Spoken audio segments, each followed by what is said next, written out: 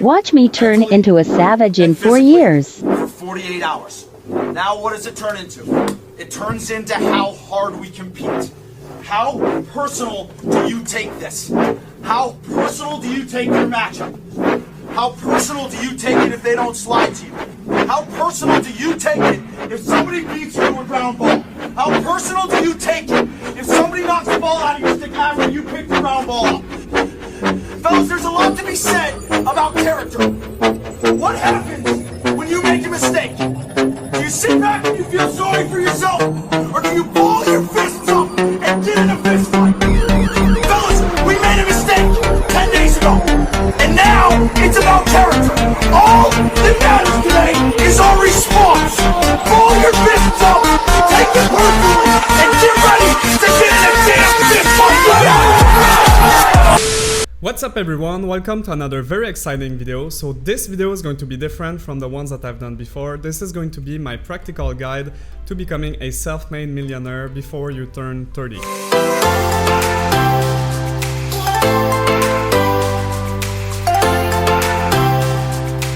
So I talk a lot about finances on my TikTok channel, but before I bring the topic to YouTube, first I want to tell you a little bit more about me and why I choose to make this video. As you've seen in the introduction, I grew up fairly poor. From the very beginning, I knew I had no safety net. I never asked or received any money from my parents, and I paid for all my major life expense, whether it is college, my braces, all by myself. Despite this, I turned out to be fairly financially successful, so I was a self-made millionaire by the time I turned 27. In my 20s, I've made a lot of amazing financial decisions, but I also made a lot of terrible mistakes. So this is the video that I wish I had seen back when I was 18 years old. If you're under 20 and you're watching this right now, I am so incredibly jealous of you because you're going to have such a massive head start compared to where I was back when I was your age. Now, there's a lot of videos about how to make $1 million on YouTube. I think many of them are pretty good, but this one's going to be different. This is going to be about the way I personally did it, which is without being an entrepreneur and without taking any major financial risks.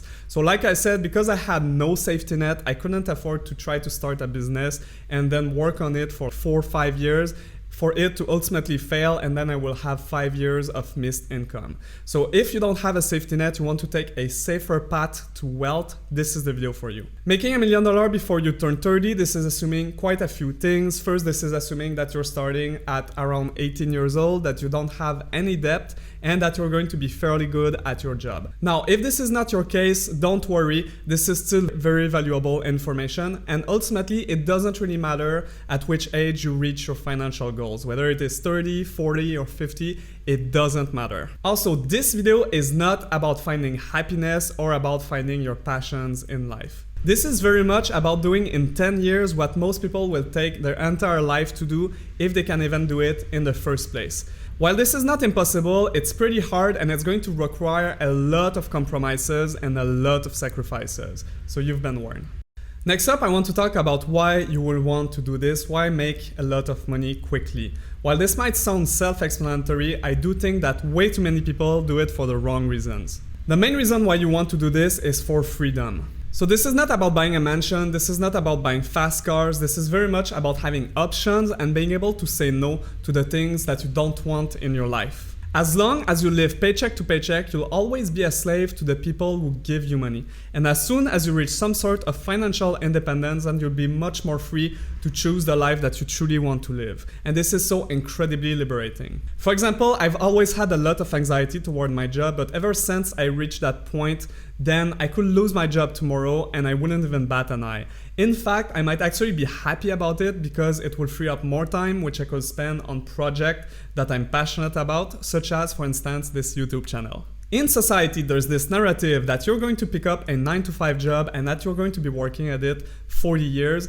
And then once you reach 60 or maybe even 70, if you play your card right, hopefully you can retire and then you can start enjoying your life. The thing is, there's no guarantee that you'll reach 60 or 70, and even if you do, life at 60 is nowhere near the same as life when you're younger at 30. When you're young, you have the energy, you have the body, there's so much more things that you can do that you'll never be able to do once you're older. For those of you who've been following me, I've been personally traveling the world for the past 2 years. I've been truly enjoying my life. So if this is something you aspire to, this is the kind of lifestyle that you'll be able to afford as well if you play your cards right. And finally, the last reason why you will want to do this is because why not? So there's this corny quote that says, shoot for the moon, even if you'll miss, you'll land among the stars. This is very true of this video as well. Even if you don't reach your financial goals by the time that you're 30 or 40 or whenever, the simple fact that you were aware of it and that you tried doing it will place you in a much better position than 99% of the people who never even tried it in the first place. So why not give it a shot? Alright, now let's get into the core of the subject. Let's talk about the master plan. So the plan is quite simple. First, you want to maximize your income. Then you want to be cheap so you can save as much money as possible. And finally, you want to invest all of that money. Number one, maximizing your income. This is by far the most important step and the most underrated. I see so many people on apps like TikTok who start investing and trading, and then they make these amazing, life-changing 50% return, but ultimately when you look at how much money they made, they only made $500 because they were only investing with $1,000. This is not how you do it. You'll never get wealthy this way. Before you even start thinking about investing, first you want to focus on having a high income career so you can invest with much more money. So the first goal here is to try to get a career that pays you at least 6 figures. Now this might sound very daunting given that this is twice the average income in the US, but don't despair. There's actually a lot of jobs that pay you 6 figures if you can only know where to look for them. So first you want to focus on a high leverage industry. High leverage means that the hours that you work are completely divorced from the salary that you make in the end. There are 4 fundamentally high leverage industries, and these are business, finance, media, and tech. For instance, business is when people make other people do the work for them. So you can think of entrepreneurs, CEO, executives, and managers. And the reason why these people make so much money is because they can do an hour of work telling other people what to do, and then they can get 100 hours worth of results from that. Then you have the finance industry. These are people who make money work for them. You can think of bankers, investors, the whole Wall Street industry. And the idea here is that if you manage a fund that has, for instance, $50 million, then of course you're going to be making a lot of money for yourself. Then you have the media industry. These are people who make content work for them. So you can think of influencers, but also musicians, actors, and the whole Hollywood industry. And once again, the reason why they make so much money is they can spend an hour to produce a video, which ultimately can reach either 10 people or 10 million people. So the impact is completely divorced from the amount of time they spent on it. And finally, you have the tech industry. These are people who make computers work for them. You can think of engineers, designers, and the whole Silicon Valley industry. The reason why they make so much money is that they can spend a few hours building an app or a website, and then that website can reach either 10 people or 10 million people. Once again, the amount of work spent is completely irrelevant. Now, all of these are amazing industries to make a lot of money in, but ultimately, I do think that the tech industry is the best one out of all of them, because tech is in incredibly high demand, so it's very low risk to get into. Also, it's the industry that has the best work-life balance if you apply to the right jobs. And finally, it's the industry that is the most open-minded to remote work, which is going to be fairly important. I'm going to talk more about this later in this video. Second step is to go where the money is. So one of my favorite career books is How to Fail at Almost Everything and Still Win Big by Scott Adams. And in that book, Scott explains that when he was young, he had a friend who wanted to make a lot of money. His friend's plan to make money was to just move into a wealthy neighborhood, and then magically he will become wealthy as well. Of course, everybody thought that this was a really dumb idea, but then that guy did it, and to everyone's surprise, he turned out to be wealthy. Now you can think of many reasons why that worked out.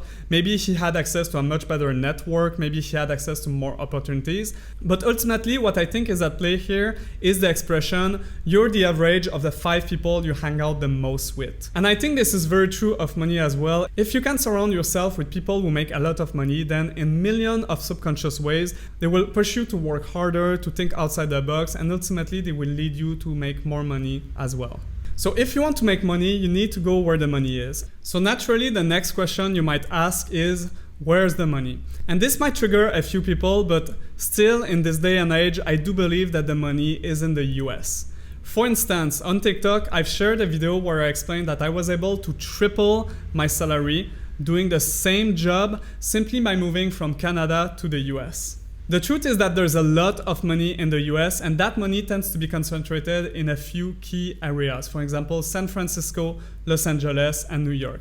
And simply by moving yourself to one of these areas, then you tremendously increase the odds of that huge amount of money finding you. How do you work in the US? Well, there's two main ways to do it. First, you can physically move to the US and get a work visa there, or you can stay where you are and get a remote job based in the US. So first, moving to the US and getting a work visa there.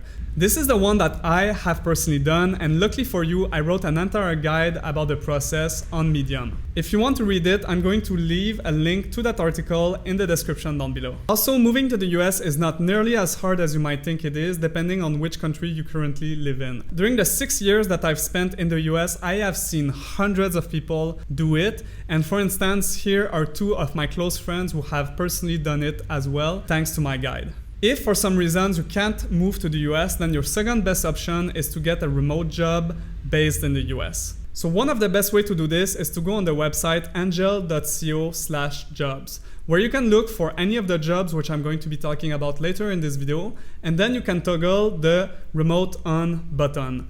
And here you can see there's over 3,500 results for software engineers in the US. So why couldn't this be you getting one of those high-paying remote jobs based in the US?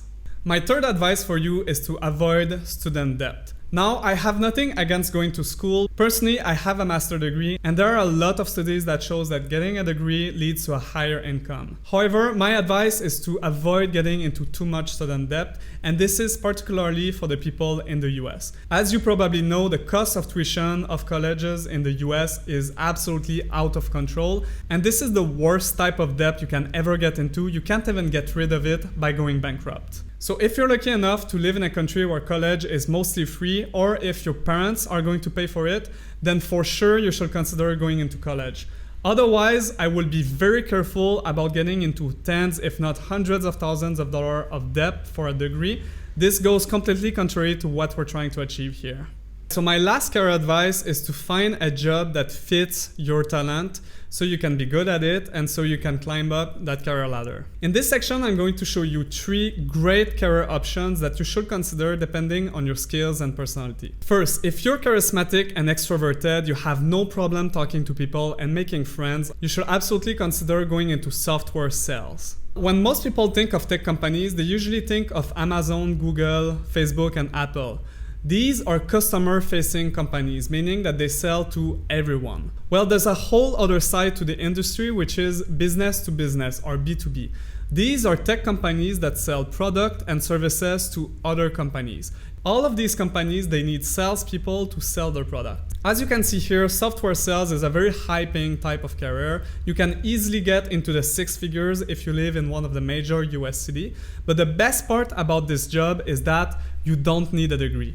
The only thing that you need to get a job in software sales is to be a very good salesperson and to have a deep understanding of the product or service that you're selling. Another massive benefit from this job is that it is paid by commission. So the more expensive the software you sell, the bigger the bonuses that you're going to make. And this is no joke. I've literally known a software sales guy who was getting paid $1 million bonus every year if he managed to do 7 sales during that year. This is an incredible amount of money for a job that doesn't require a degree. If you go into software sales, I highly recommend that you focus on enterprise software, so B2B, and that you focus on either very expensive softwares or companies that have a subscription or recurring revenue services. These are the companies that are going to be drowning in money, and if you work for them, the odds are very high that you're also going to be making a lot of money. One last thing I want to say about sales. Sales is one of the most important skills that you can learn in your career. It's going to help you for absolutely everything from passing the job interview to negotiating a promotion, all the way to even dating. If you think about it, dating is pretty much setting yourself to a potential partner, right? So I recommend that you learn about sales regardless of which career you go into. If you want to learn more about it, you can get started by reading The Secret of Closing the Sale by Zig Ziglar. Up next, if you're logical and good with numbers, you should consider going into software engineering. Now, this is by far the most popular job that everybody's talking about, but to be fair, it's one of the best jobs out there. As you can see here, this is one of the highest paying jobs out there. If you live in the US, you will for sure get a six-figure income straight out of school. So as I said, one of the main benefits of being a software engineer are the incredibly high salaries, but also this job is incredibly in demand as well. So if you're good, you'll never have to worry about finding work in your life. Finally, another very underrated aspect of being a software engineer is that you're going to learn how to build websites and applications. And this is by far the most useful skill if you ever want to become an entrepreneur, because the technical aspect of building a website or an app is usually the most risky, the most complicated, and the most expensive. So by being the person who's able to do this, you'll have a much easier time starting your own business. If you go into software engineering, I highly recommend that you focus into some of the most up-and-coming areas such as artificial intelligence, blockchain, and cloud computing. These areas are starving for talented engineers. If you're good at this, you will be making a lot of money. Just to give you an example, it's not uncommon for big tech companies to pay the best AI engineers literal NFL quarterback salaries. Finally, if you're artistic and creative, you should consider going into UX, UI design. This is the job that I've been doing for the past 10 years. It's a very fun job. Basically, UX UI designers, they work with engineers, but they don't code themselves. Instead, they're more concerned about the look and feel of the application. So they're going to be figuring out the navigation, where to show which information, and making sure that the application is fun and easy to use. This is a very creative job, and you'll have a lot of opportunity for self-expression. As you can see here, UX UI designer is also a very high-paying job. If you have a very good portfolio and you're based in one of the major US cities, you can most likely get a six-figure salary out of school as well. One of the benefits of being a UX UI designer is that basically you get to draw all day. You don't have to code if you're not into that, but also you get to learn a lot of very valuable business skills. So for example, how to design a logo, how to do corporate branding, and how to design marketing campaigns. So these are also very useful if you have plans to build your own company at some point in the future. So I've just shown you 3 options for a career in tech, but of course there's a lot more than that. Every single tech companies, they need a lot of people in marketing, human resources, and operation. And because this is a high leverage industry, all of these jobs are going to be very well paid as well. If you're curious about these jobs, you can check out websites such as glassdoor.com and levels.fyi and just browse around, take a look at the jobs and try to find one that fits your skills and personality. Some of you watching this might be incredibly gifted, whether it is in basketball or singing or something else. These are incredible gifts that can of course pay you a lot of money. Let's be honest, no software engineer is ever going to make nearly as much money as, for example, Billie Eilish. If this is something you want to pursue, what you need to understand is that this is a winner-take-all industry. So you're going to need to take a good, honest look at yourself and assess whether you think you can be in the top 1% of that industry. If not, then maybe this is more of a hobby for you. And there's absolutely nothing wrong with taking a stable 9-to-5 job to have a stable income and then focusing on your passions and hobbies on your nights and weekends. Now that you're making a lot of money, the next step is to be cheap so you can save as much as possible. The goal here is to save between 50% to 90% of your income. Now, once again, this might seem very daunting, but don't worry, it's actually very doable. When you look online into advice on how to save money, most of the advice that you will see is to avoid buying a Starbucks cup of coffee every day or to cancel your Netflix subscription. These are mostly bullshit advice. Trust me, your Netflix account is never going to have any significant impact on your finances. Instead, what you want to be doing is you want to save on the big items. For instance, I highly recommend that you never buy a car. Personally, I'm 31 years old and I've never owned a car in my life because they are such terrible investments. First off, a car is going to cost you a lot of money up front and then they're going to lose over 50% of their value in the next 5 years. On top of that, they also consume a lot of money because of gasoline and insurance. The good news is that if you've been following my advice, you most likely don't need to buy a car anyway. For instance, if you live in a big city like San Francisco or New York, these cities have amazing public transit, which you can complement with an occasional Uber ride. On the other hand, if you work remotely, then you can just find yourself a nice walkable city to live in, where you can just walk to the grocery store, and then you just work from home, so you don't need to buy a car. Up next, I highly recommend that you don't buy a house either. So this is the big mistake that I've seen all of my friends do as soon as they got their first stable job. First they bought a car and then they bought a house. A lot of people think that buying a house is a good investment, but the truth is that it's not. I'm not going to go too much into the details of why it's not a good investment, but the gist of it is that to buy a house, you need a lot of upfront cash, which is most often better put in other types of investments. So if you don't believe me, I highly recommend that you Google Why Your House is a Terrible Investment by J.L. Collins, and I'm going to add a link to that article in the description down below as well. So instead, what you want to be doing is either live at your parents or otherwise get an apartment and try to keep your rent below 10% of your income. Now, this might sound very hard to do once again, but it's not that hard if first you have a very high income, and then secondly, if you understand the following principles. When you're 20 years old, it's completely okay to either live with your parents or to have 5 roommates. Keep in mind, this is the only time in your life where you will be able to get away with this. Once you reach 30 years old, if you still live with your parents or if you still have roommates, this is going to have a severe impact on your self-esteem and also on your social and your dating life. But when you're in your 20s, this is pretty much expected that you're going to have roommates. This is an amazing privilege that you have where you can actually get away with this, so I highly recommend that you take advantage of it for as long as you can. Personally, my parents didn't give me much money, but one amazing thing that they did for me is that they allowed me to stay at their place until I was 24 years old. Then when I moved to the US, I literally slept in a bunk bed like this for the next year. At that point, I really needed my privacy, so then I moved into the tiniest studio you have ever seen. As you can see in the photos here, it could barely fit my bed. And then I proceeded to live in that tiny studio for the next 4 years. To be clear, I was a millionaire and I was still living in this super tiny studio. By living in this super tiny studio for 4 years, I was able to save and invest so much money, and ultimately it made all of the difference in the end. Another great anecdote that I want to share with you is my friend Joseph. So just like me, when Joseph moved to San Francisco, he didn't have much money. So what he did is that he lived in a pantry for 4 months. The place was so small he couldn't even fit a mattress, so he put 4 dog beds next to each other and he was just sleeping there. I remember sometimes in the morning I would just go to get some bread and I would just open the pantry and oop, there he was sleeping on the ground. By doing this, Joseph ended up saving a lot of money, which he ended up investing into Bitcoin, and today he's been incredibly successful. He's the CEO of his own crypto foundation and he just recently got married. This is such an incredible story of just starting from the rock bottom and hustling your way up. I absolutely love this. Finally, the last thing you can consider is geographic arbitrage.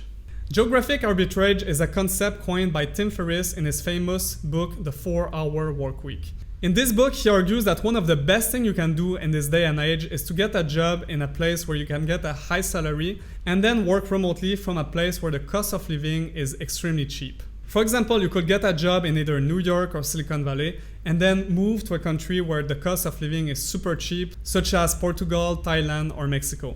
This is exactly what I'm doing right now. As I'm recording this video, I have a job based in Silicon Valley and I'm currently located in Portugal living for dirt cheap. To give you an idea, the average salary in Silicon Valley is about $130,000 per year, which makes a lot of sense because the cost of living in Silicon Valley is also very high. But on the other hand, life in Portugal can be very cheap. You can get away by just spending $15,000 per year. So can you imagine making $130,000 per year and then living somewhere where you only need to spend $15,000 per year? The amount of money you'll be able to save is just incredible, and this is going to put you in an amazing financial position. The past 2 years have been very difficult with the pandemic and the lockdown, but one of the benefits it brought up is that now so many more companies are open-minded to people working remotely. And even better, all of the jobs that I've presented in the previous section are all jobs that you can do remotely as well. Finally, the fact that you live in a country where it's cheap to live does not mean that you need to sacrifice your quality of life. Personally, I've been living in Mexico, in the Caribbean, and in Portugal for the past 2 years, and I've basically just been living on the beach. I've been enjoying amazing weather, amazing sights, and an occasional walk on the beach in between meetings. It's been frankly absolutely amazing. Alright, now that you're making and saving a lot of money, the next step is to invest everything. This is another huge underrated step that many people mess up. I have so many friends who they just save their money in their bank account and they get a very tiny interest from their bank. Ultimately, these people are losing money because the interest that they make from their savings is lower than the rate of inflation, which is the rate at which life becomes more expensive. You're going to change your perspective about investing as soon as you understand this simple fact, which is that $1 that you invest when you're 20 years old is going to be worth $21 once you reach 65. So this is where it all comes together. This is why you want to get a high income very early on in your career. And this is also why you want to save a lot of money, because then you're going to be able to invest it and multiply it by 20x. First things first, before you even start investing, you want to make sure that you have at least 6 months of living expense saved up in case anything happens to you, for example, if you lose your job. My two favorite books about investing are Triangle Investing and The Simple Path to Wealth. Starting with Triangle Investing, this book stipulates that there's 3 main types of assets that you want to invest in. Number 1, there's stocks, then there's cryptocurrencies, and finally there's real estate.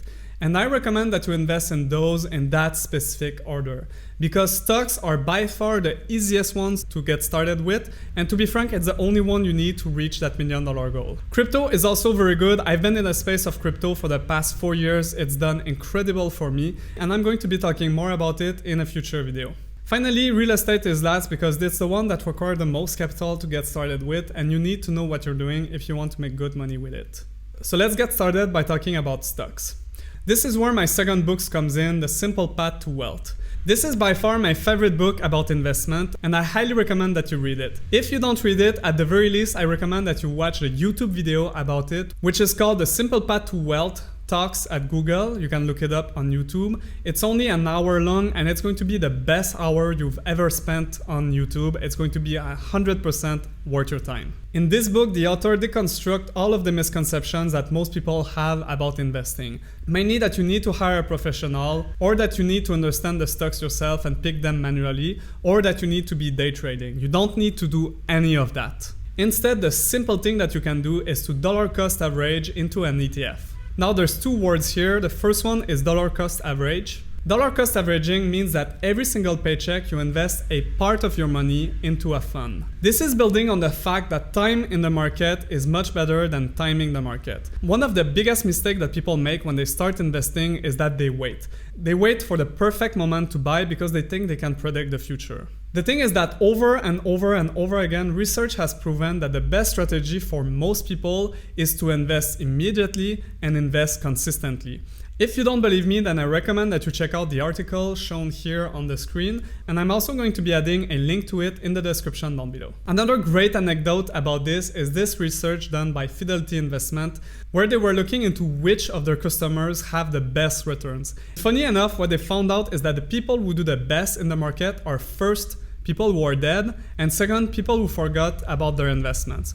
And the reason why is that both of these groups of people, they don't mess with their investment. They don't take the money out and then put it back in and then take it back out. They just leave their investment there for a very long time, and their investment just naturally goes up. So you want to dollar cost average into an ETF. So what's an ETF? An ETF is a fund that holds a bunch of stocks for you. My favorite ETF is the S&P 500, which is a basket of the stocks of the 500 biggest and best performing US companies. So if you're a fan of companies like Google, Apple, Amazon, and Microsoft, simply by buying the S&P 500, you're buying all of these stocks as well. The reason why the S&P 500 is so good is because it's a self-sustaining fund. So when a company does well and it gets added to the basket, it has a near unlimited potential. For example, Apple has been part of it for decades now, and it's done phenomenal. But as soon as a company does not so well, then it gets kicked out and it gets replaced by another company that has, once again, a near unlimited upside potential. The S&P has been doing so good that ever since its creation, it's been giving an average of 7% return per year. But in the past 10 years, it's been doing even better. It provided a 14.5% return, which is absolutely incredible. So this is what you've been missing out by just leaving your money in your bank account. If you want to invest in the S&P 500, you can do so by using any stocks trading app. So for example, you can use Robinhood, and in the search bar, you can search for SPY, which is the ticker name for the fund, or you can also just search for S&P 500. And then you can just buy into it. It is that simple. Okay, so now let's look at some data. This is a chart of someone who starts at 21 years old with an average income of $120,000, and they're able to save and invest 40% of their income. as you can see here, with an average return of 7% per year, by the time that they turn 30 years old, they're going to have over $1.3 million. So hopefully you can see this is where it all comes together. Once you start investing, my next best advice for you is that you never ever sell. This is by far the biggest mistake that I've done. When I started investing, I thought I was smarter than the market. I was constantly trying to optimize my investment by buying and selling, and ultimately I ended up losing out on a lot of money. So for example, back something like 4 years ago, I had bought 700 shares of Tesla at around $40 per share. And then I ended up selling it at $60, and I thought I was very clever because I made $12,000. But ultimately, looking back today, I missed out on $400,000. Similarly with crypto, back in the days I had so many Bitcoins, I was constantly trying to trade them to make a quick buck, and ultimately I missed out on millions and millions of dollars. And it's even worse with BNB, which is another cryptocurrency, where I had a massive amount of it back in the days, and then I was trying to trade it, I sold it, I lost a bunch of money, and ultimately I missed out on $12 million.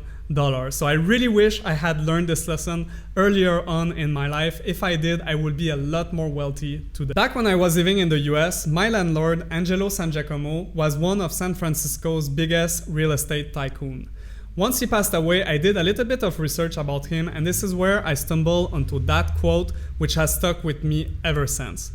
We never sell, you buy the son of a bitch and you hold on to it. This is how he built his real estate empire. He basically started by just buying a garage, and then he kept it, he bought another one, until he became literally a billionaire. Ultimately, the name of the game here is to accumulate more and more assets. You want to be really, really greedy with the assets that you buy, and you want to make them work for you. Every time I talk about stocks, I always get people ask me about trading. And this makes a lot of sense because when you look on YouTube, there are so many videos that tell you that you can make $1,000 per day if you start day trading. Personally, I do believe it's possible to make money trading, but honestly, I've only seen a handful of people manage to consistently do it over time. But on the other hand, there's a lot of downsides to trading, which this video will never tell you about. The first one being that it's incredibly unreliable. Over and over again, research has proven that 90% of the traders don't make any money for themselves. If you don't believe me, you can check out the link shown here on the screen, which I'm also going to be adding in the description down below. But then, even if you're among the 10% of people who actually make money from it, then you need to pay a lot of taxes. So one of the most underrated benefits of just buying and holding is that you don't need to pay taxes on your stocks. But as soon as you sell them, then you need to pay an income tax, which can go all the way up to 45%. So even if you do manage to make money by trading, you're not going to make nearly as much money as you think you are. Another massive downside of trading is that it's incredibly stressful. Trust me, I've done it for years and years, and back then it was an absolute roller coaster. Someday I will just lose a ton of money, and then I wouldn't sleep at night, and then the next day I will try to make that money back. It was incredibly stressful. I did this until I learned about dollar cost averaging, and since I transitioned to that strategy, I've been having a much better quality of life, and it's been much better for my mental health as well. The last downside about trading is that it's a huge time sink, and there are so many other things that will be much better for you to do with your very valuable time. So for example, you could be using the time to start a YouTube or a TikTok channel like I've been doing, or you could be starting a side hustle, starting a business, or even learning a valuable skill that is going to bring you more money over the long term. But I know many of you are still going to end up trying to trade. It's inevitable. Everybody thinks they can beat the market at some point. So if you're going to be doing this, my only advice is to be real with yourself. So keep a spreadsheet of all of your transactions and keep a track of how much money you've been making or losing. When you make those calculations, you want to take into consideration your taxes, but also the time that you spent. So for example, if your job pays you $50 an hour and you spend 4 hours per day trading, then you should be making at the very least $200 per day. If you're not, then you will be much better off just getting a side job and working as a freelancer rather than trading. Alright, now that you're making, saving, and investing a lot of money, you should be well on your path to financial freedom. At this point, there's only one more thing that you can do, and this is more of a bonus step, which is to diversify your income streams. So another of my favorite books is Efficiency by Wall Street Playboy, and in that book there's a quote that has stuck with me for years and years, which is, if you only have one income stream, this is an absolute emergency and you should fix it as soon as possible. And this makes a lot of sense. If you only have one income stream, you're very much at risk of losing it. To support this even more, there's an interesting study by the IRS which shows that 65% of the self-made millionaires in the US have 3 or more sources of income. And there are so many different types of secondary income that you can build. So for example, you could invest in real estate and do Airbnb, you could build your own online business, or you could just create a YouTube or a TikTok channel like I've been doing. Personally, I've also been doing a lot of crypto staking and liquidity providing. This is kind of a new thing, but it's been bringing in some really good money for me. So if you're curious about this, let me know in the comment and I will make a video about it in the future. The point here is that if you're in your 20s, this is the time to build your secondary sources of income. I remember back when I was in my 20s, I had so much energy. I was able to work 10, 15, sometimes even 20 hours per day. I was unstoppable. Now that I'm in my 30s, I don't nearly have the same amount of energy or even the drive to work as hard anymore. So when you're young, not only do you have the benefit of having time to get that massive multiplier of compounding interest on your investments, but also you have the time and energy to build all of those secondary sources of income. So trust me, this is the time to do it when you're young. In conclusion, let's recap everything real quick. Like I said, the plan is fairly simple. The first step is you want to maximize your income, which you can do by first getting a job that pays you 6 figures in the US. Hopefully that job fits your natural skill set so you can be really good at it and climb up that career ladder. And you do all of that while avoiding student debt as much as possible. Then you want to be super cheap. So you don't buy a house, you don't buy a car, and if you rent, you make sure that your rent is below 10% of your income, which shouldn't be too hard to do if you have a high income. And finally, if you can do it, you can look into ways to work remotely from a country where the cost of life is even cheaper, so you can save even more money. Number 3, with all that money that you're saving, you want to invest everything. You can do that by investing in stocks, in crypto, and in real estate. I recommend to start with stocks because it's the easiest one, and frankly, it's the only one that you really need to reach $1 million. You can do this by dollar cost averaging into an ETF. And finally, you don't sell, you don't trade, you're just being patient and you let it grow naturally. And finally, once you have all of that done, then you can look into building more income streams. Alright, so that's it for this video. I really hope that you've enjoyed it. I hope that you learned something from it. If you did, feel free to like and subscribe to my channel. I'll be making more videos like this in the future. Also, I hope that you like the new style with the green screen and the graphics in the back. I've enjoyed making this presentation very much. It really plays into my strengths as a graphic designer, and I think it gives a very unique look to this video compared to all of the other ones on YouTube. In this video, I've presented a lot of books. If you want to read them, feel free to access the link here, which I will also be adding in the description down below. And finally, I highly recommend that you follow me on social media. So for example, on TikTok, I do daily videos about finance, about career advice, and also about design. And if you want to follow my travels around the world, you can follow me on my personal Instagram, both of them at tony.obey. So that's it. Thank you so much once again, and I'll see you in the next video. Ciao.